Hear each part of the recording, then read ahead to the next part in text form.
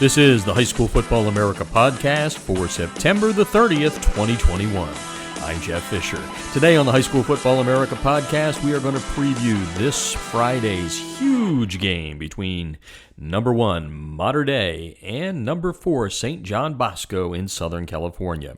The High School Football America podcast is brought to you by GameStrat, America's premier sideline instant replay system with outstanding reliability, faster speed than Huddle Sideline, and GameStrat has awesome customer service. They also have different plans priced right for every coach's budget. And if you mention High School Football America, when you talk to GameStrat, they will give you a special friends and family discount. To get a demo, go to GameStrat.com or click on the GameStrat banner ad located on every page of HighSchoolFootballAmerica.com.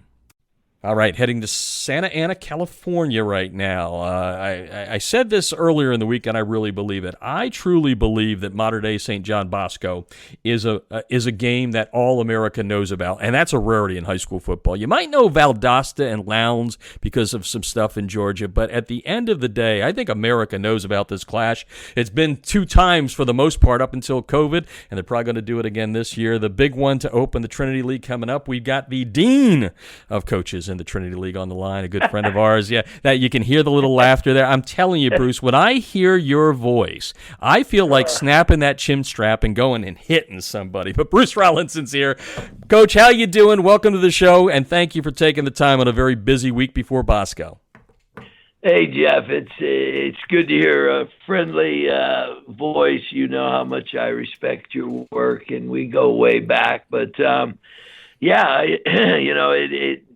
I don't know how many more of these we're going to do, but I'm making the schedule for 22, and so we'll at least be doing it another year. But thank you for calling. Thank you for having me on Football America. It's a special week, special game, and I think America does know about this one. And I would tell America the hype is worth it. You got 2 pretty good football teams teeing it up tomorrow night. Yeah, no doubt about that. And, Coach, I was thinking about this as I was talking on the intro there. It's rare to have 2 arch rivals, right? Your arch rival was always Servite, right? And always will be. Yeah. But I think over the course of Jason's time there and Bosco getting as good, you've got 2 arch rivals. That's not an easy thing for a head coach. Is that fair to say that you've got 2 arch rivals now? Yeah, the Servite Mater Dei game that's old school. That goes back to 1960. I was part of that rivalry as a player, and no matter the magnitude of tomorrow night, Servite is still has a soft spot when it comes to the old head coach. And sure enough, Troy has built that thing back up. Not only do we have to worry about tomorrow night, but, we've got to worry about the Friars on the 22nd or 23rd of this month. Yeah, it's crazy. People say, well, this is the big rivalry game. And I go, well, yeah, it's become big, and there's a mutual respect for both programs, from both programs. But there's also the Servite rivalry, which we'll gas up and talk about probably in a couple of weeks. But, we're focusing on this one. And what's crazy to me, Jeff, is this is a league game. This isn't the semifinals of the Southern section or the finals of the Southern section. I've done more interviews and had more press here than we've seen in quite a long time. But you know what? It's why Mater Dei football's where it's at, and why we have such a strong presence in social media. The brand is it's still good, and the old ball coach is excited for tomorrow night. And enjoying Bruce Rollinson on the line on High School Football America, the podcast. previewing, and Jason's going to be on the back end, Jason Negro. We're going to talk about that. One of the things, as you know, Bruce, and you and Jason have been on the podcast probably more than anybody over the whatever we're at now, 12 or 13 years. So I try to keep it fresh. Folks, if you're turning in to hear X's and O's right now, we're gonna set the scene for what this is all about. And one of the things that came to my mind when you were describing the two arch rival question I asked you was the fact that you are an alum of Mater Dei. And I don't know that I've ever asked you this, but quite honestly, what does it mean to you to be the guy that was playing there, had that dream and those dreams as a teenager, and now you're doing what you're doing with your alma mater, leading them to national recognition and all that. You've got kids, playing at all levels of the game. What does that mean to you personally to be doing it in your own backyard that you love so much, as I know? It's a special thing, Jeff. I won't lie to you. Took over in 1989, and it seems like that was just a couple of years ago, and it's been a great 33 years as the head coach, and I'm in my 46th year at the high school as a teacher, and now the assistant to the president in fundraising. But I go all the way back to 89, and I got the job, and the first phone call I made was to my mentor, who actually built the program at Mater Dei, Dick Corey, God bless his soul. And I still can remember, I said, all right, Coach, what do I do? And he said, reestablish the traditions and remember what we believed in. We believed in the three stripes on our helmets: pride, poise, and courage. Play great defense and score points. And I said, okay, that sounds pretty easy. But I hung my hat on reestablishing the traditions of the past. And I've never badmouthed anybody that went in between Coach Corey and myself. I don't care. They thought they had the secrets to success, and there was some success, but it wasn't what we did in the '60s, which was dominate and everybody talking about Mater Dei football. I got rid of all the junk on the helmets. I went back to our plain red helmets with our white stripes. I cleaned up the uniforms and went back to the traditional stripes on the shoulder and their names on the back of the jerseys and the Monarch March and a lot of internal ceremonies to bond my football team together, to create a brotherhood, to sell the concept of team, not me. And in this generation, that's even harder than it's ever been. And I think that's what I believe, and I've had success bringing the brand, to the forefront, through great coaching and obviously great players. Attracting the Matt Barkleys, the Matt Leinerts, the JT Daniels, the Bryce Youngs, and building a program from freshman through senior year. And in the last 6-8 years, Jeff, we've had incredible freshmen, and we've had incredible numbers that have stuck in the program. I have 36 seniors, and of those 36, 28 are 4-year Monarchs. I have a junior class that's 45 strong, and of those 45, 40 are 4-year to 3-year players. So, that's important to me, that you drink the Kool-Aid. I run a no-cut program as long as you're accountable to the rules and the traditions and you don't embarrass the program. So, I'm proud of that. But I can tell you when we hit it tomorrow night, we have a responsibility to the players of the past. We have a responsibility to defend all of the players who wore this great helmet and this great uniform. And they'll be reminded of that before we go out, that they are one, but they represent all. So, it is important to me. Yeah. I played in big games as a high school player, and I know I can remember, I told them one evening, I think it was Tuesday night after practice, it's good to be nervous. It's good to be anticipating this big game. But if you have any fear, pull a hamstring and don't come with us, because fear is not part of what we do. And get ready to execute at a high level. And, a high school football game that sold out in 4 minutes.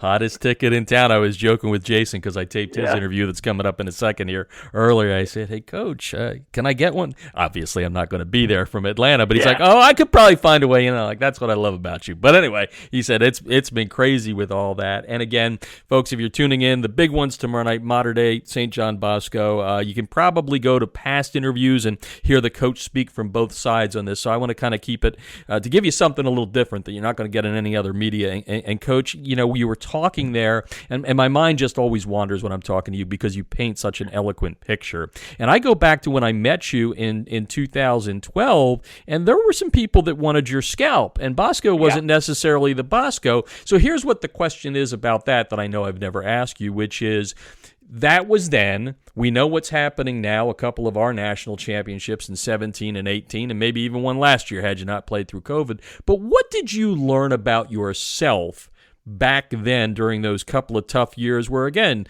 your name was on everybody's lips, but maybe not in the way you wanted it to be? What did you learn about yourself personally?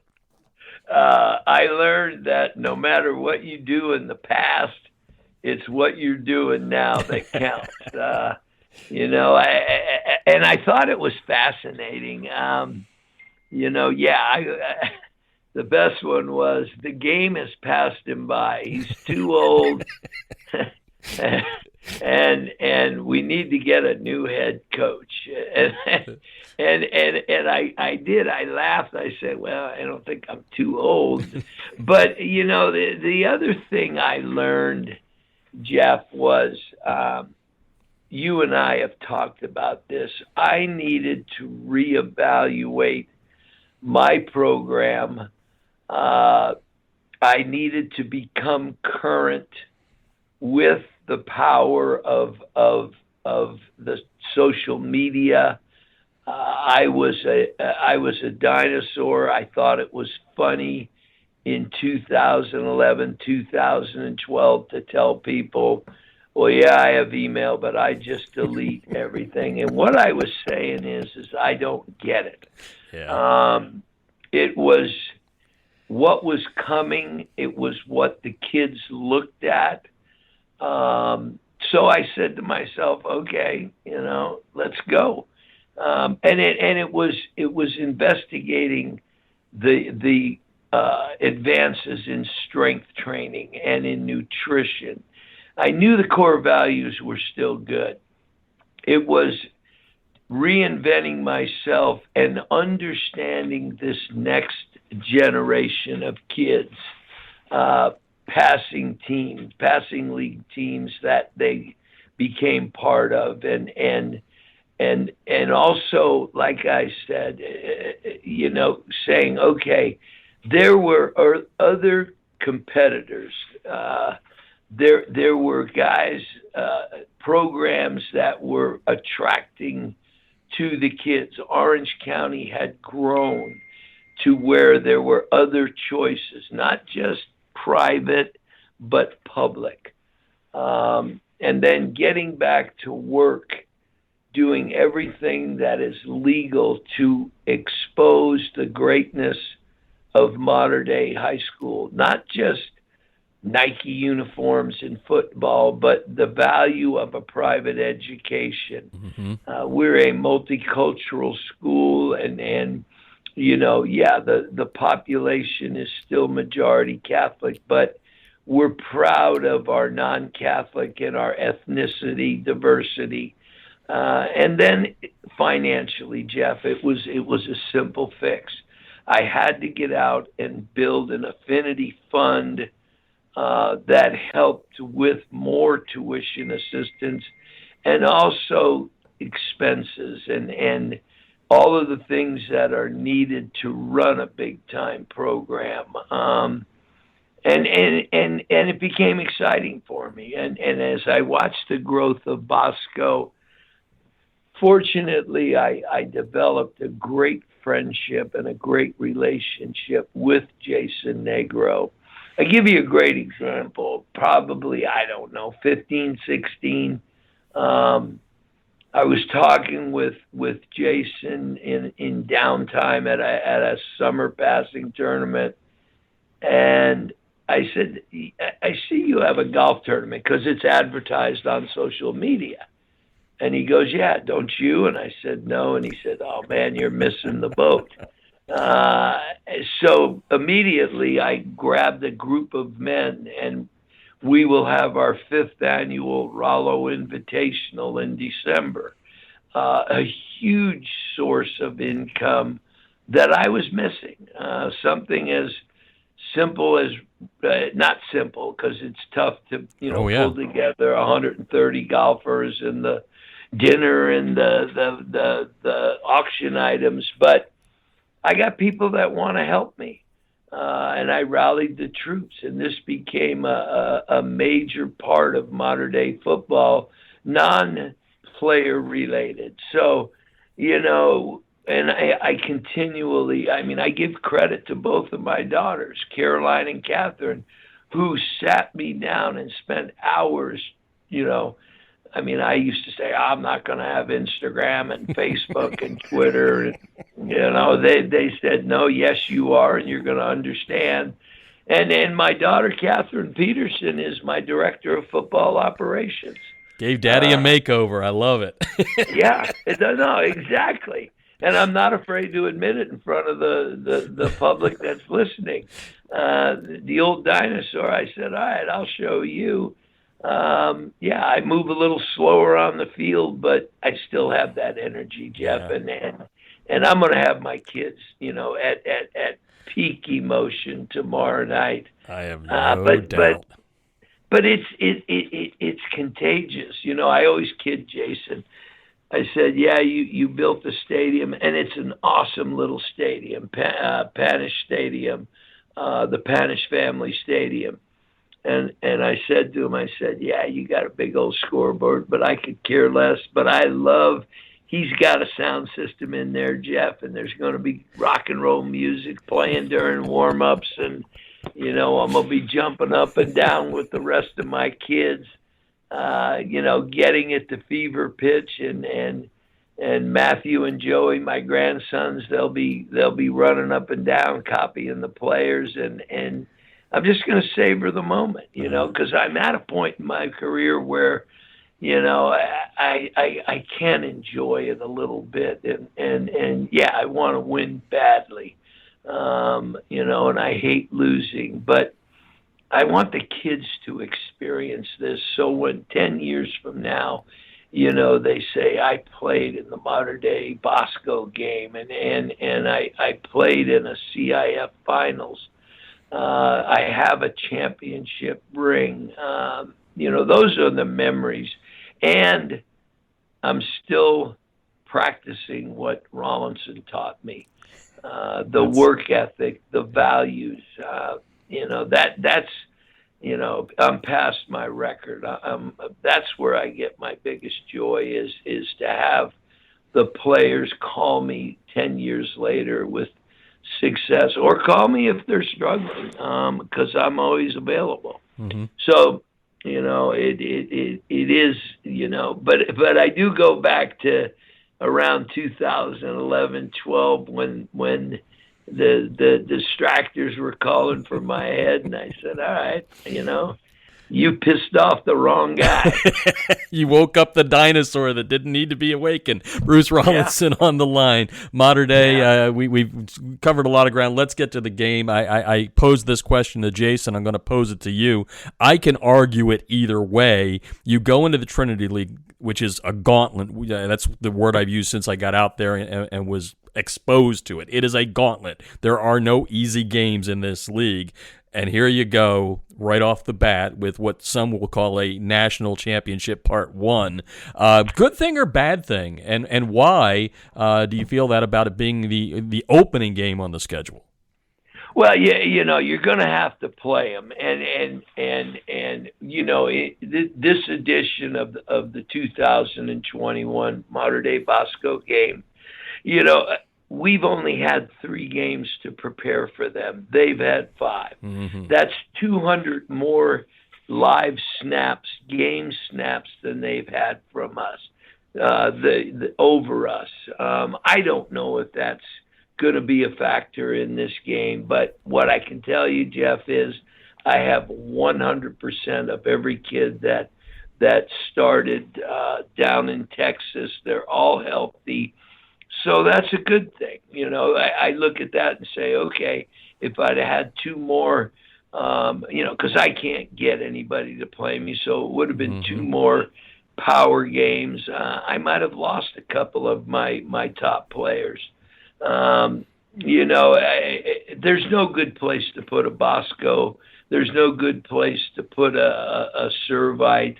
I think Jason has it harder because he's got to go. I think he plays Servite right after me. I'm not sure. But it doesn't matter. I've got Orange Luther, and I think it's a great way to tip off the Trinity League play. Draw attention to the league.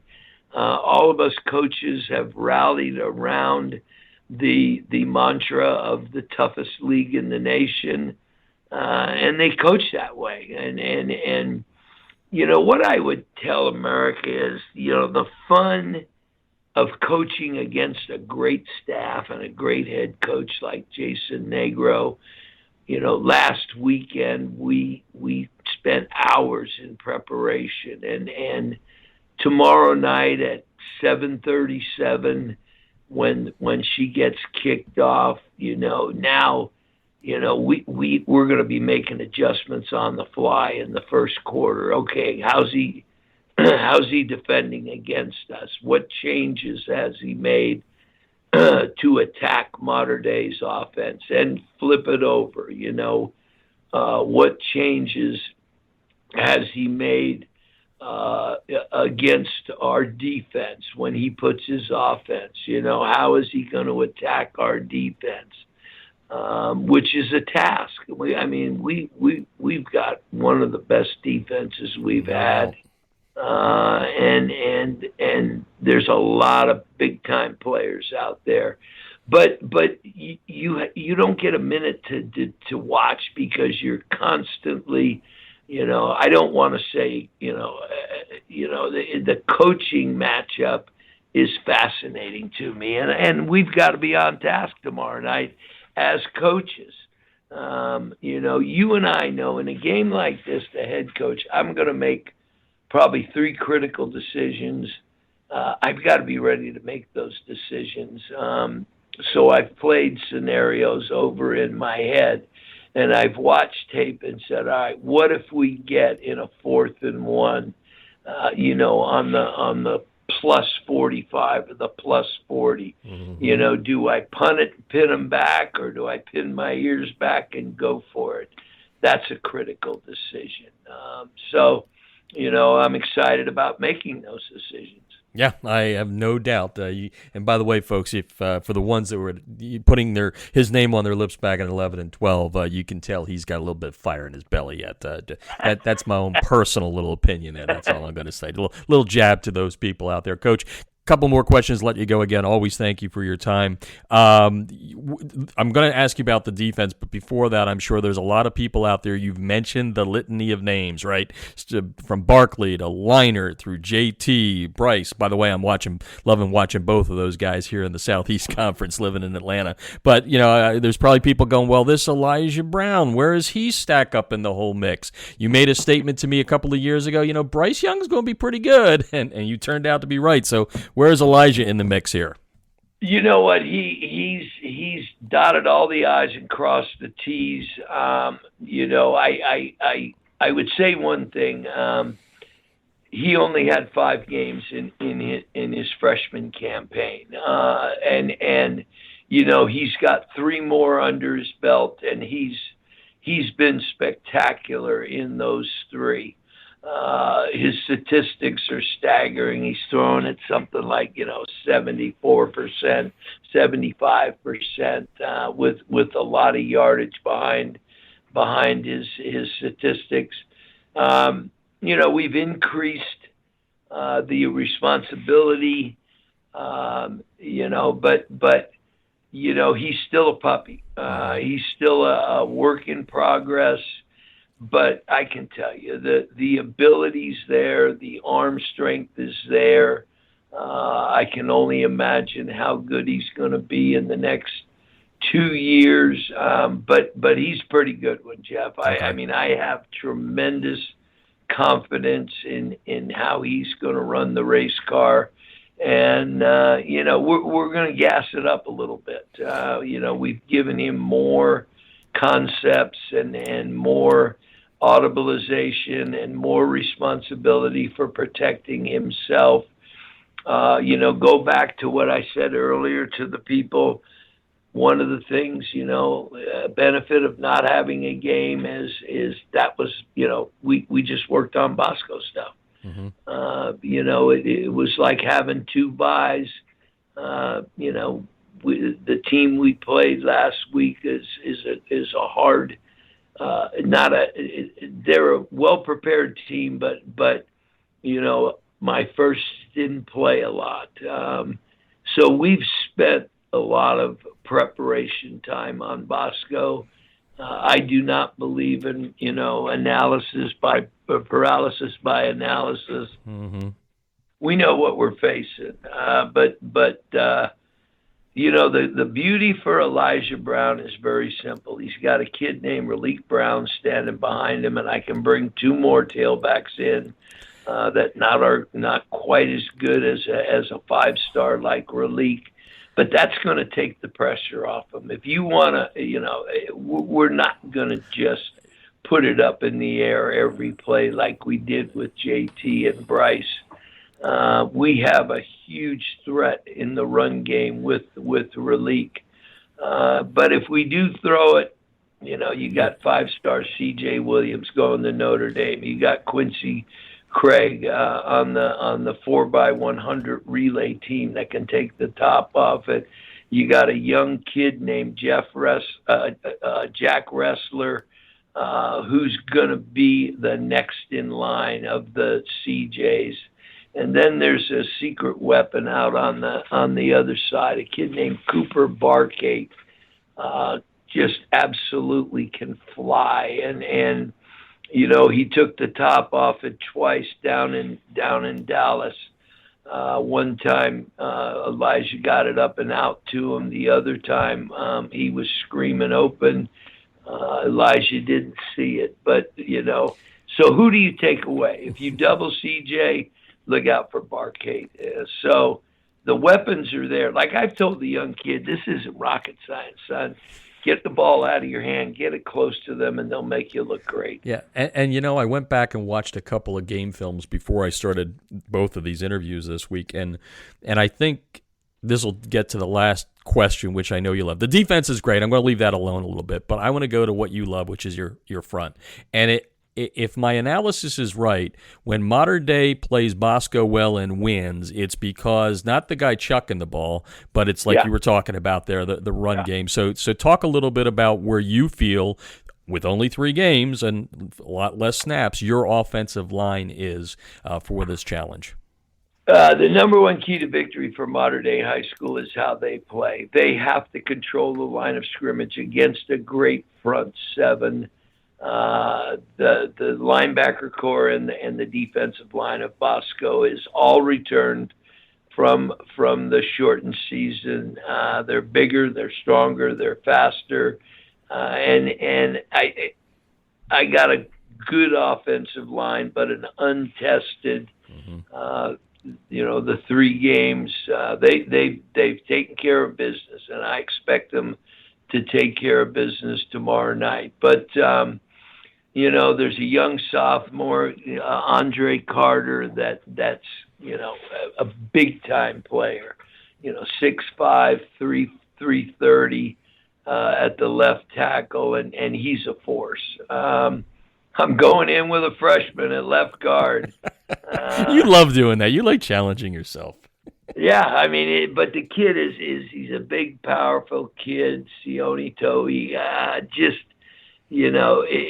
fascinates me. And I've got another kid I can bring in if the game and the magnitude of the game is too big. A kid named Brandon Baker.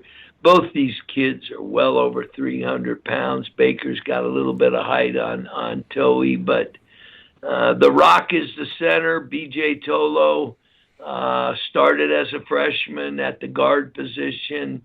Has probably 25 games experience. He's a 320-pound, 6'2" kid. The right guard is I'm really proud of him. He a kid named Masula Tapasua. Mo's a 290-pound guard, but he's playing so well, and he's one of those kids that plays with a chip on his shoulder. He blew by a couple of the guys that were getting all the press. And he locked down that starting spot. And then I'm proud of the right tackle, Jack Lappin. He's 6'2", 300. But again, that you got, Laps. He's a puppy. The freshman's a puppy. I'm not worried about the Carter kid because God blessed him with so much talent. I mean, he started his first game in the spring season and had 10 college offers after that first start. Impressive. One of those being, a Southeast Conference school, and then, both SC and UCLA offered him just based on, his freshman season. But they're going to be up to the challenge. We can always chip protect if they're struggling. I know you love talking about your piggies. That's why I had to bring it up there. No, I tell you what, man. And I'm gonna look every one of them in the eye and say, okay, it's on you, brother. I don't care. I don't believe in pressure. I'm just an old man telling them to rise to the occasion. But I can guarantee you, they're going to be ready to play. But for those of you that watch it on Bally's TV, formerly Fox. Which still is hard for me to say. Me too. Because I have so many years with Fox, but just watch my offensive line. If we're getting it done up front and running the football successfully, protecting Elijah, we're halfway home. So I don't get yelled at real quickly. I've only got a few minutes here left on this, but why don't you give the defense? I don't want people saying Fisher didn't talk about the defense. No, it's very good. Folks, you just watch it. They're very good. Both teams have very good defenses. Yeah, I mean, it starts up front. I'm going to feature literally, Jeff, probably 7 different defensive linemen. And they all bring to the table different skills and different abilities. Any one of those 7 could start anywhere on any high school football team.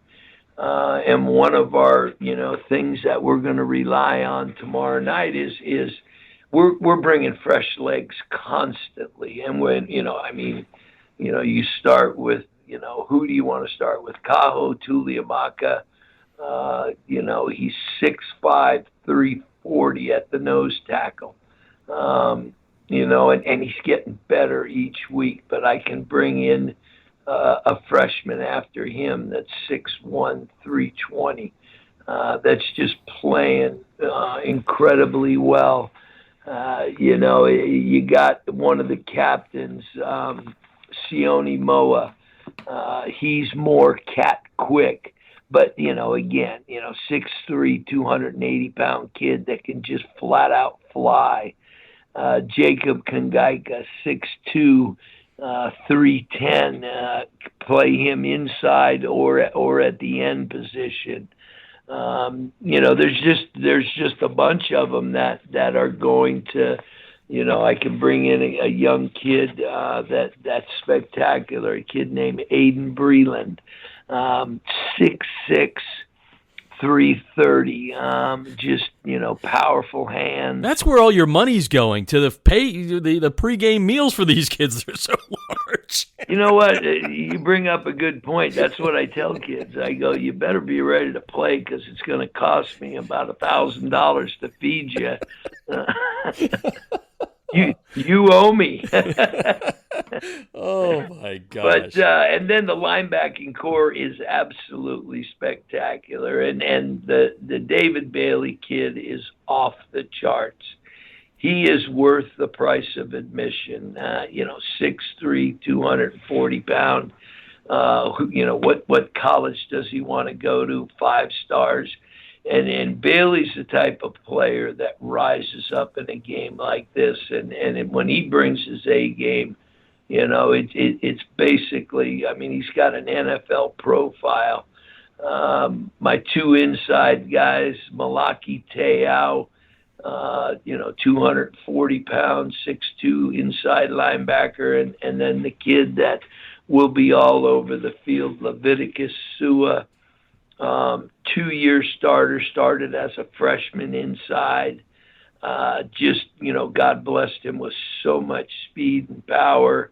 And then outside, you got Owen Carey, a Texas commit, 6'3", 240 kid that can run.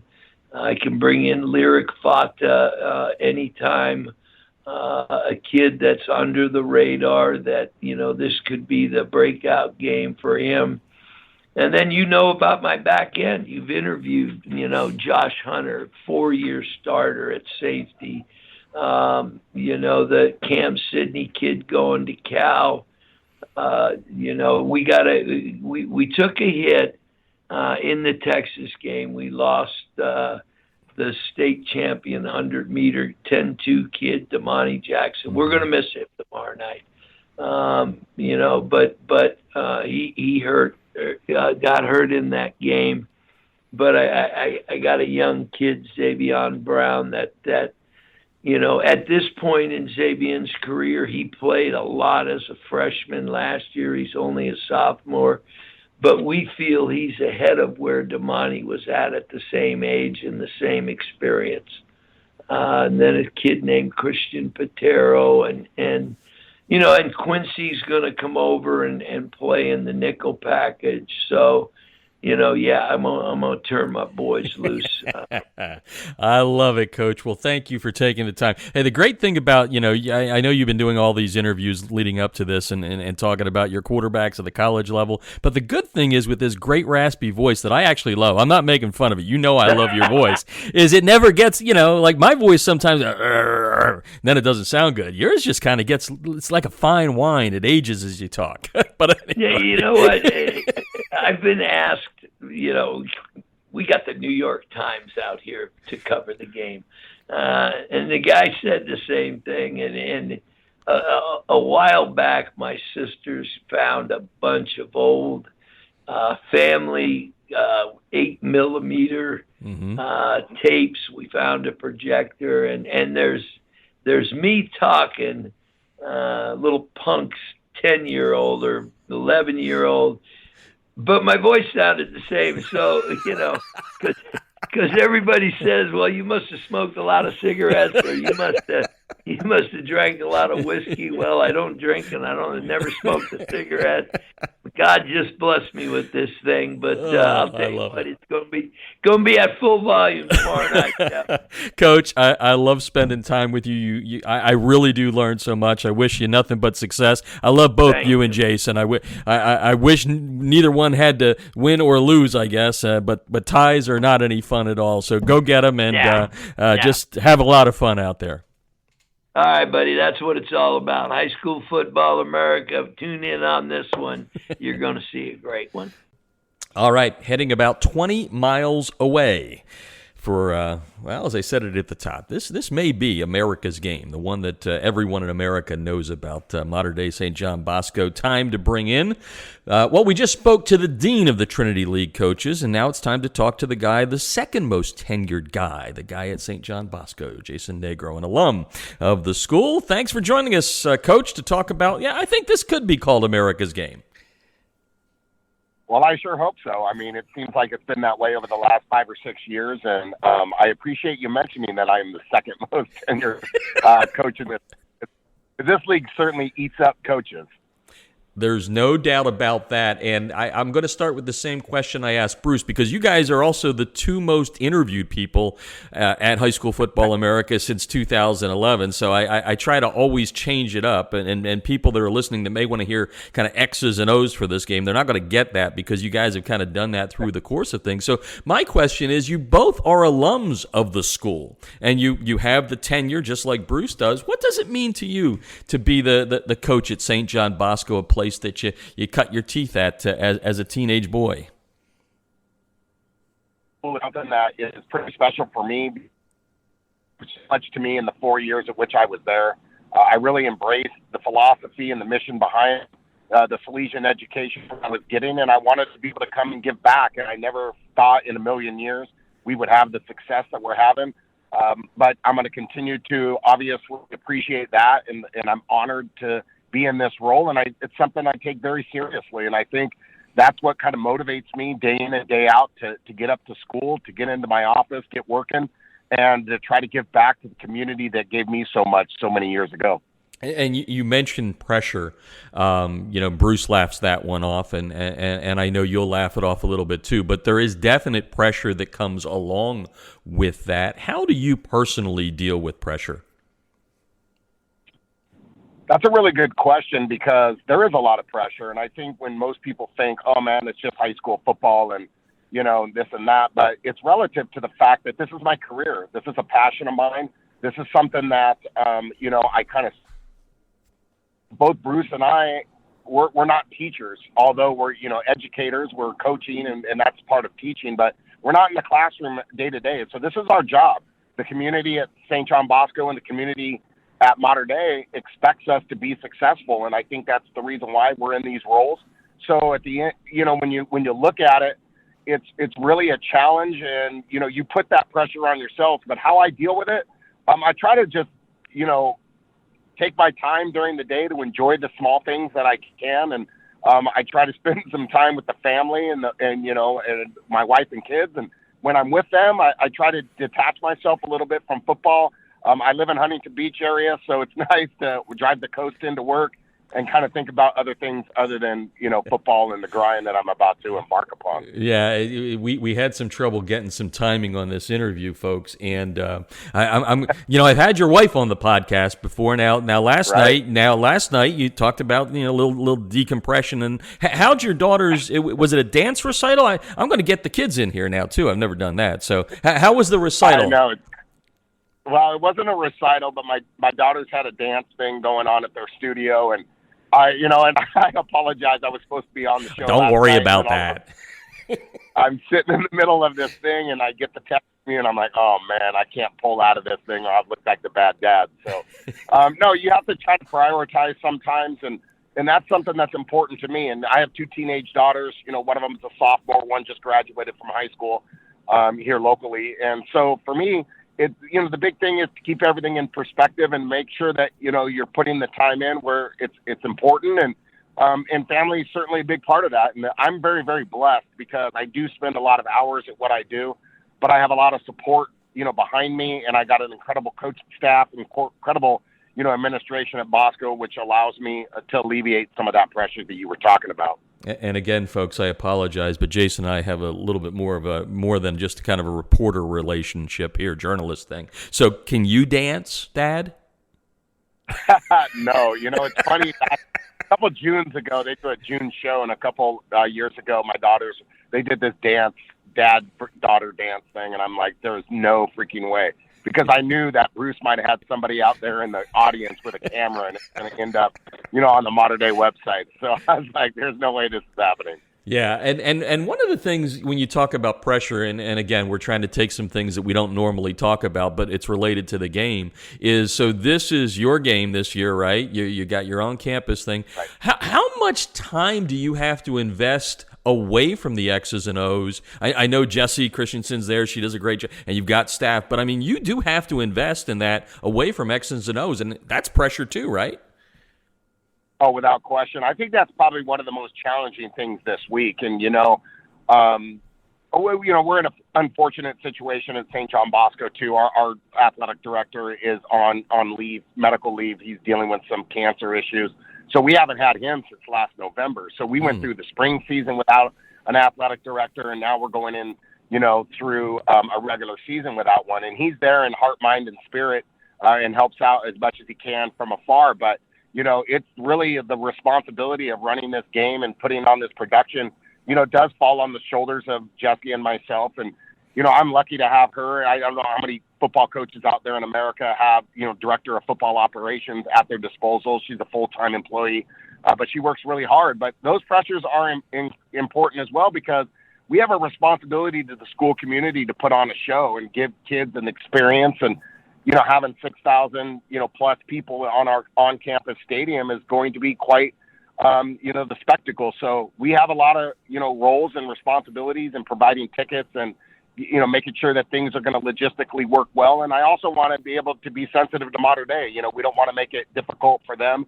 We want them to be able to come in and feel comfortable, to be able to give them the best opportunity for them to be successful. And I think that's just the right way to do things. So we work really hard at doing that, and we take care of the media and do all the things that we could possibly do. But it's more of a CEO approach rather than the head football coach at this point. Jason Negro, head coach of St. John Bosco, on the line. Mater Dei, St. John Bosco coming up. Hottest ticket in town. How many ticket requests have you got? What do you think when you see people trying to scalp tickets for this game? Man, I tell you what, I know what a first-round draft pick probably feels like after they sign that first contract and people come out of the woodwork. As I have so many more friends now that are reaching out saying, hey, Coach, do you remember me? I recovered that fumble in the 84 homecoming game. So think you can get me a couple tickets? No, it's crazy. I mean, it's humbling, and it's difficult all in the same, because, you have so many people that want to be a part of it. And that's what, you set it up to do, is to build something in a culture. And we're very strong in our brotherhood at Bosco, being an all-male environment. Our enrollment, our school is an all-boys school. So, we really have built a lot of bonds throughout the years, and these guys are invested in the program and they want to come back, and the community is super proud. And here in LA, it's a big deal. I mean, it is a big deal. There's a lot of population that know about St. John Bosco. Mater Dei is probably 4 times the size of our school in terms of student population. But we're going to give them a run for the money in terms of, the support and things like that. I have no doubt you could fill a much bigger stadium. Ask Bruce this one. A Trinity League opener. I can think of positives and negatives to that for you guys meeting in the opener. What's your take on it? Well, the positive is that we get them out of the way. And I have 4 weeks that I don't have to worry about them. It's a challenge. The funny thing is, we in the spring and back in April, they were the last game of the league. And now it flips for us here in the way we rotate it. So they're the first game of the league this year. So like I said, one good thing is that we get them out of the way, which is a positive. But it also kind of sets the tone. You can go in one of two directions. I've told the kids this. Hey, you beat them, you're in the driver's seat. If you don't, you're sitting from behind, and we got some monsters ahead of us. I mean, Servite right now is looking like, one of the top teams in the league, if not even the state, maybe the country. So we got challenges ahead of us, and this is a big one. I mean, this is going to put the winner in the driver's seat to potentially have a league title and be that number one seed going into the Division I playoffs, which is certainly a very coveted position, here in California. No doubt. And like you said, Servite's in our top 100, way up there, and even Santa Margarita and Olu having great years somewhere in the top 130, I guess. So it's interesting. What's been interesting too, and we talked about this before, both you and Bruce have problems sometimes finding games. Bruce has a much smaller schedule this year. You come in with 5 games, your full content that you would have at this point. Bruce only 3. Any advantage there on either side? Maybe someone's a little less banged up, but you are coming off a bye week. I know that too. Yeah, without question. Scheduling games is super difficult, and this is something that a lot of people don't know as well. As Bruce and I kind of work together in trying to find games for each other. We run the Trinity versus USA Showcase, and we had them a game set up with Mililani from Hawaii, which would have given them one more game. Right. But, Hawaii pushed back their season, past the date of the game. But it's a challenge, and he and I, kind of bounce ideas off of each other and try to figure out what we need to do. But in terms of, we were lucky enough to get the full complement of 5 games, and I think they only played 3 leading into this contest. And I don't think it's going to be really that much of a factor. He does a really good job in preparing his kids, and I would feel no different playing this game. If it was the first game of the season versus, in our case, the 6th game, or their case, the 4th game. I don't think it's going to really matter. He does a really good job of preparing his kids. I think, they're going to be in game shape. They're going to be healthy. We're pretty much healthy. So that's exactly how you want to have it. And, and God willing, if we're fortunate enough to play him, 10 weeks down the road, we're going to be in the same spot. That does happen on a regular basis, as we all know. Yeah. Jason Negro on the line here, St. John Bosco head coach. We've talked about this before, and Bruce has as well. Both respect each other. Both of you are friends. You just mentioned that you work together and all that. You guys talk at all during game week? We did, actually. A lot of people probably don't know. He reached out to me on Monday when we were having ticket haywire going on. And asking me, and he actually asked me, how you doing? And I said, well, I'm probably just like you. I'm a mess. We have a pretty good relationship. We don't talk a whole lot game week. We are good friends off of the field, and we've really developed a relationship through our partnership with Nike. Every February we go up to Portland as an elite group with schools across the country. And Bruce and I travel together when we go up there, along with Matt Logan, Scott Altenberg. Matt Logan's at Centennial, Scott Altenberg's at Sarah, and Bruce and I, and some of the coaches across the country. And I've developed a pretty good relationship and a respect for him beyond football. He's done it for so long and done such a great job. But we don't talk too much during the week. I think he's kind of focused on what he's doing. However, if there's something that comes up with a lower level game or something that we need to communicate about in terms of the game, we'll certainly, I don't have any problems calling him, and I know he feels comfortable calling me. Yeah, I have no doubt about that. He always says, and he said this on the air in the past, that he always knows coming into a Bosco game that you're a good game planner and you're going to have something. I don't think I've ever asked you the question on the reverse side of that. What's the thing that you think makes Bruce special? Yeah, he's been there a long time. He's won a lot of games in that. But what do you think about when you're game planning against him, and what do you think about what he may have in store kind of up his sleeve? Well, you know what? First of all, schematically, they're just so incredibly sound. I mean, I think that when you look at that, certainly they're talented. And I think something that's lost a lot with teams like what we have at St. John Bosco or what they have at Mater Dei is the fact that everybody thinks that we just have a bunch of talented guys, which I'm not going to say that we don't. We have some of the best, football players in the country without question, and we have a collection of them, a lot.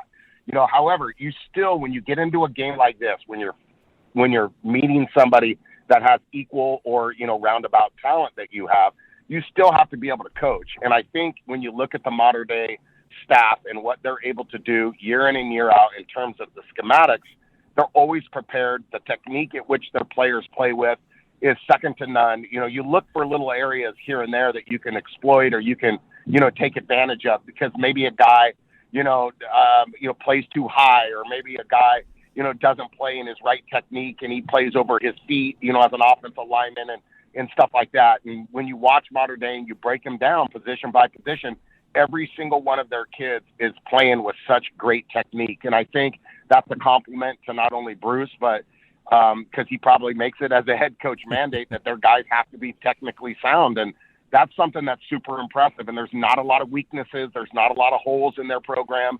And even though, year in and year out, they lose players, gain players, they just plug and place. And that's something that's really been impressive to me. And as a program that's trying to emulate greatness, we do the same thing at Bosco. And it's something that I kind of patterned what we do at Bosco and said, listen, we want to beat these guys. We better be technically sound and we better coach up, or they're going to beat us talent for talent. Yeah, one thing I always joke with Bruce about, and I did it a couple of years ago, when I arrived in Los Angeles, they wanted his head, as you talked about pressure earlier. Yeah. And but boy, right. They're probably lucky that they didn't do that. That's for sure. Jason Negro on here. We're going to wrap up with a couple of quick questions. You this year, a couple of quality wins, a top 30 team in Miami Central. That was a home win for you. Took to the road, went all the way East Coast to Virginia, beat a very good Oscar Smith team, defending champ there. They're probably going to have a real good shot at winning it this year. My question is this: you love taking those cross-country trips for more than just football. You like the whole thing, educating the kids, sightseeing, all that sort of stuff. My question to you is, what did you learn about this team? Because I know you like what those trips do, kind of as the brotherhood and togetherness. Did you learn anything about this team as a result of the Virginia trip that's going to make you smile heading into Friday night's game? Oh, without question. I mean, what I learned is that I love these guys more than I did before the trip. I like working with young people. I'm an educator, like I said earlier in the call. I want to be in this profession because I like working with kids, and I like to see kids develop, during this phase of their lives. It's a 4-year period, and from freshman year all the way through senior year, you see a lot of growth and development, and I really enjoy that.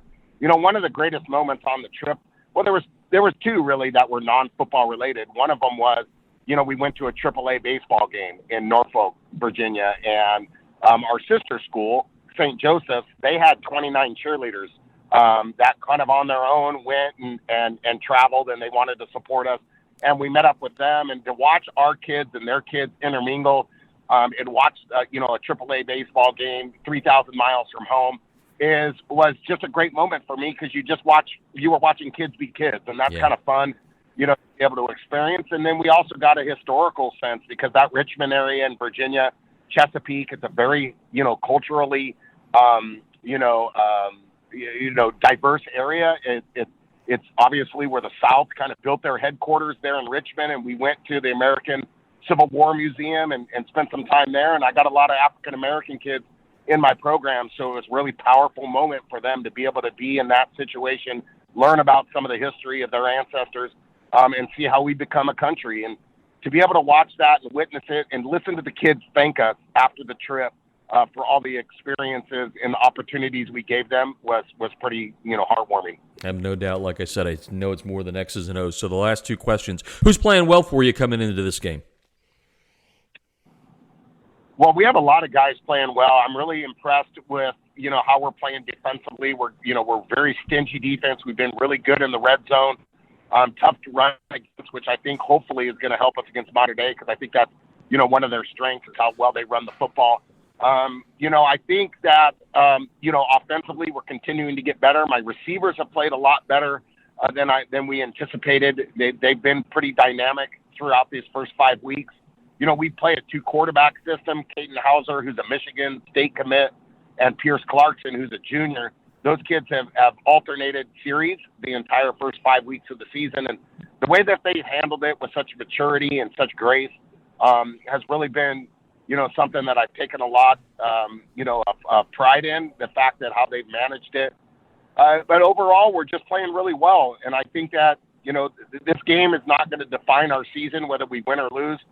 It's just going to be another step toward, the end game, which is to try to win, obviously a league and CIF championship. And I just hope that we continue to play well. I mean, I think if we do that, we're going to give a good show. And, Lord willing, in the end of the fourth quarter, hopefully we have a shot to win it. Yeah, Jason Negro on the line, St. John Bosco. Tie on your coach speak hat there, Coach. Probably if I went back, and we've done this every year since I moved out there in 12, something pre-Mater Dei, you probably said the same things, but I'll let you do the coach speak. What do you got to do right Friday night? We've talked ad nauseum in two things, and this is something that's kind of been a common theme with as many times as we've played these guys. If you're going to win the game, in my opinion, you have to do two things.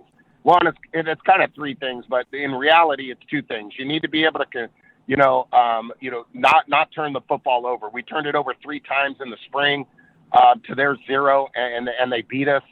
In the championship game in 19, we won that turnover battle, and we were able to win the game by 4 points. So you got to win the turnover battle. That's important. And you have to be really good in the red zone. I think that's something that's kind of a lost, focus in this thing. You got to make sure on defense you're forcing kicks and not allowing touchdowns. And when you're on offense, you got to be able to score touchdowns and not settle for field goals. And I think that's been the biggest difference because the game is so closely contested. If you look at the point differential, over the amount of times we have played them since 2010, it's a very small margin. So, you got to try to steal some points whenever you have the opportunity. And then ultimately, and I think he'd tell you the same thing, you got to win in the trenches.